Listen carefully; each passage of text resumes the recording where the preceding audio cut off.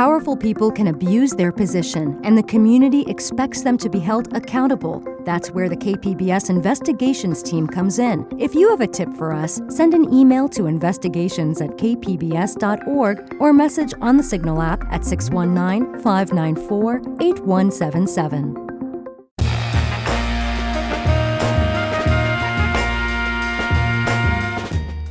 Welcome in, San Diego. It's Jade Hindman. On today's show, former NASA astronaut and administrator Major General Charles Bolden Jr. joins us to reflect on the Artemis II mission. This is KPBS Midday Edition, connecting our communities through conversation.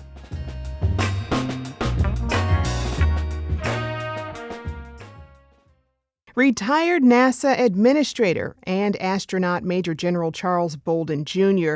flew on 4 space shuttle missions. He led NASA in developing the Space Launch System rocket and the Orion crew capsule, which is carrying the Artemis II mission right now. Tomorrow, that spacecraft and the 4 astronauts inside will splash down off the coast of San Diego after a 10-day trip around the moon. It's the first time in more than 50 years since American astronauts have been there. And as far as space missions go, it's being called a big success. Major General Bolden joins me now to talk all about it. Welcome to Midday again. We're so glad to have you back. How are you doing? It's so good to be with you. And, I'm homesick for San Diego. Yes. Oh, my goodness. Well, I remember the last time we spoke, we were celebrating 50 years since the moon landing. Looking back on that and your contributions to the NASA program, how are you feeling about Artemis making it to the far side of the moon? I'm ecstatic like everybody else. I've been all over the map. I've been scared to death at launch because I always am when I'm not flying, to elated once they got safely on orbit, to just holding my breath as they went around the moon, just again overjoyed at all the data that's coming back. That is absolutely incredible. So I'm a happy camper. Yeah. Well, you've called this mission a baby step toward a human mission to Mars. So tell me, how does this set the stage for future missions? Well, we've got one more flight before we actually fly the mission that we put humans back on the surface of the moon. And that's a very critical mission. That's why I call this one a baby step. This is sort of like Apollo 8, if you want to look, if you're familiar with all that and you want to look back that far. We went around to demonstrate that we could get there, one thing, and that the vehicle would perform well. The next flight is sort of like a Gemini flight, to be quite honest, because we're going to actually try to rendezvous with, which means meet up with one or more of the candidate landers, dock with them, make sure that we can maneuver and everything, make sure we can undock. So that'll be the next baby step before we're ready to put someone on the moon. So that we hope that'll be next year. Mm-hmm. And then we'll be, I won't say on our way, but we'll be closer to being on our way than we are today. Yeah, well, many of us were blown away by the images of the far side of the moon, which the 4-person crew captured earlier this week. What was your reaction to those images alone? I was just like you. And let me go back again, because I probably short shrift the critical part of this mission. This was a science mission. Mm-hmm. And for anyone who is a geologist or somebody who studies planetary geology or anything like that, this was critical because it demonstrated how much we actually didn't know about the geology of the moon, stuff that, we find that there are differences between the far side and the near side. And listening to my geology friends, I am not one, so please don't take anything I say to be scientific. But listening to them, some of them were surprised that, the features on the far side of the moon are far sharper. It's like it hasn't been beat up quite as much as what we see on the side of the moon that we see all the time.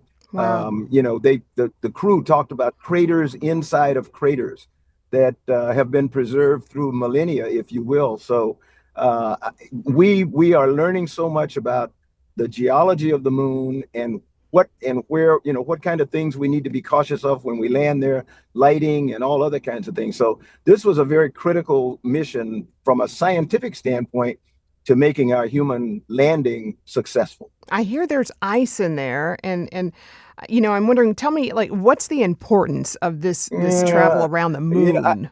I think some people kind of overblow the ice issue. For me, ice is a source of oxygen and hydrogen. When we melt it, it turns to water, and so that's a source of propellant that we can use to get off the moon, whether we're going, to Mars or whether we're coming back to Earth. For me, that's the big story of all the water ice that we now are pretty sure is prevalent on the South Pole, the lunar South Pole, where we're scheduled to make the first landing.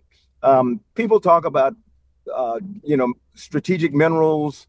There are all kinds of suppositions about what we're going to find, helium-3 and the like. So that's one reason we need to put humans on the surface so we can start to actually try to claim or to find some of this stuff that people think is there. During your career, you flew on 4 space shuttle missions, logging nearly 700 hours in space. When you reflect on that time, what stands out to you? Because when you reflect, I hear you say, this is exciting, but this is also a bit terrifying. So, I mean, why is that?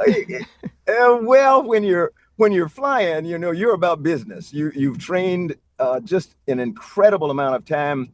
You feel eminently prepared for the mission. The flight control team and the flight training team have you ready. I have to admit, in 4 flights on the shuttle, I don't think I was ever surprised by anything that happened to us, good or bad. And the true thing about space flight is very seldom does something really bad go. When we had something bad happen, it was horrible because that was Columbia and Challenger. Mm-hmm. But most of the time, the vehicles perform pretty much like you want them to. We always have trouble with the toilets, so we did not disappoint on this flight. But you ask me what was a highlight or what, it's always the people. I get asked all the time, do I miss NASA and do I miss the Marine Corps? Two organizations that I think are the 2 best organizations on the face of the planet. And I tell people all the time, I do not miss the Marine Corps, the organization.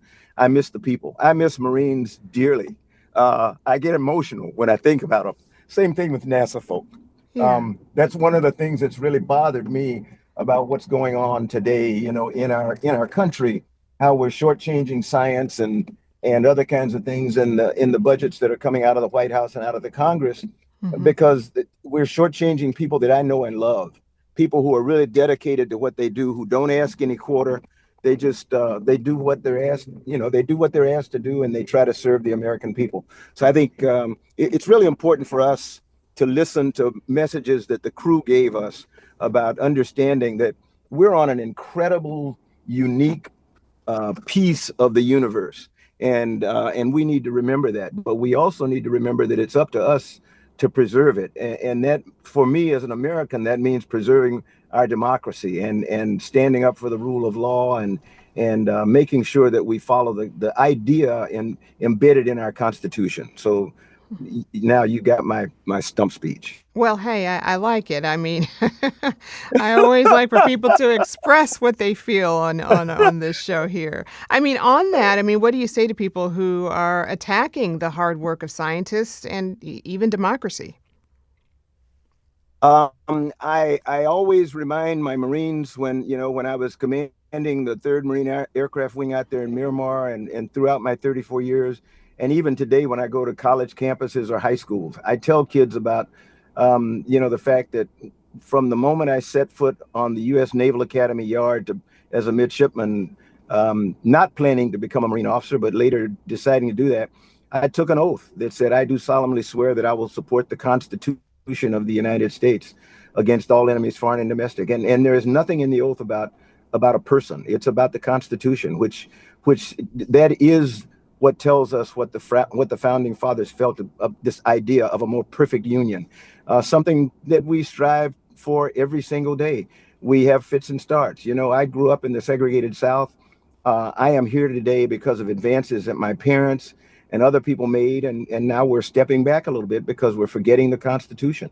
So I think it's really important for all of us, every single American or person who calls themselves an American, to remind themselves every once in a while about the Constitution and what it means to us. Right. And your career has been amazing. You were the first to do a lot of things. Um, and also the first human to broadcast from the surface of Mars. So, It wasn't real time. It was, believe it or not, we actually, people are amazed at this thing we call uh, um, uh, optical communications or laser communications.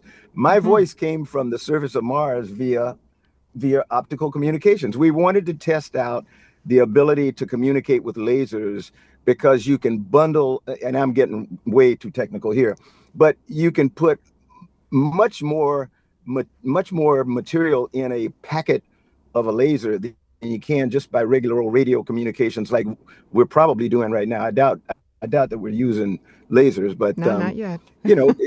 when you don't transmit stuff any faster with laser comm, but you transmit larger packets of information. So Yeah. whereas it would take us, we'd never be able to get all the images down from Orion that we got from their orbit of the moon just on standard communications channels.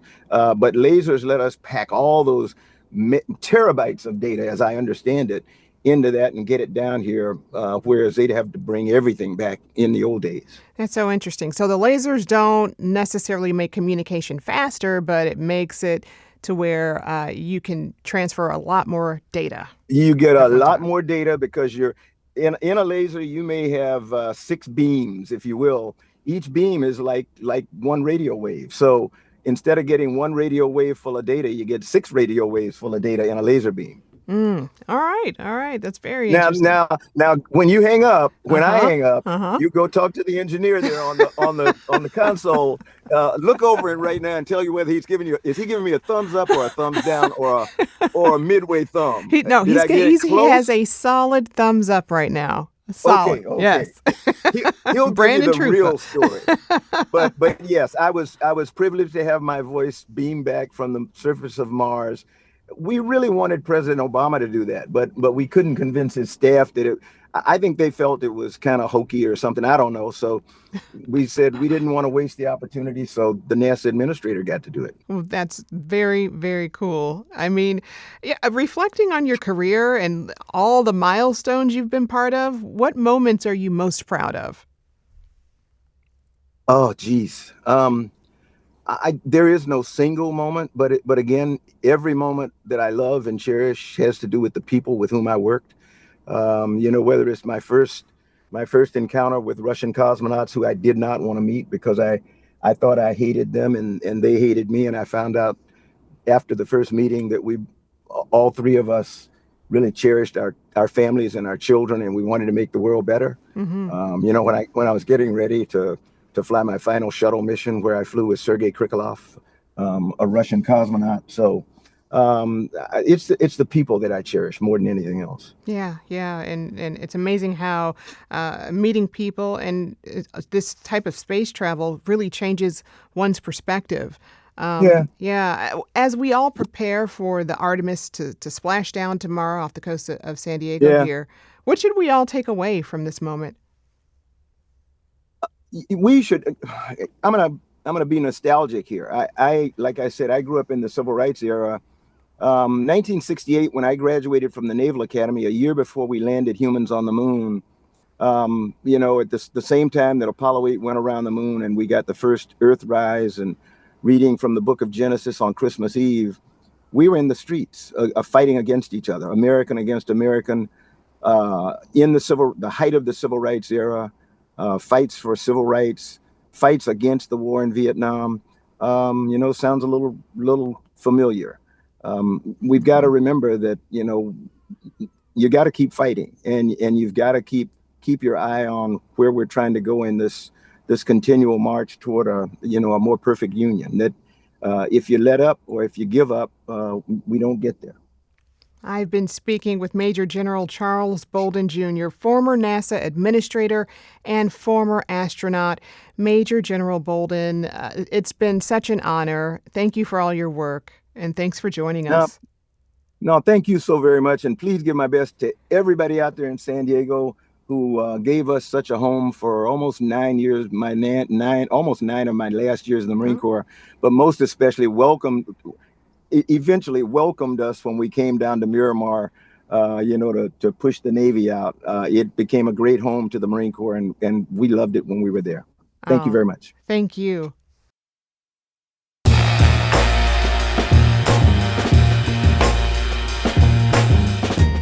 That's our show for today. I'm your host, Jade Hindman. Thanks for tuning in to Midday Edition. Be sure to have a great day on purpose, everyone.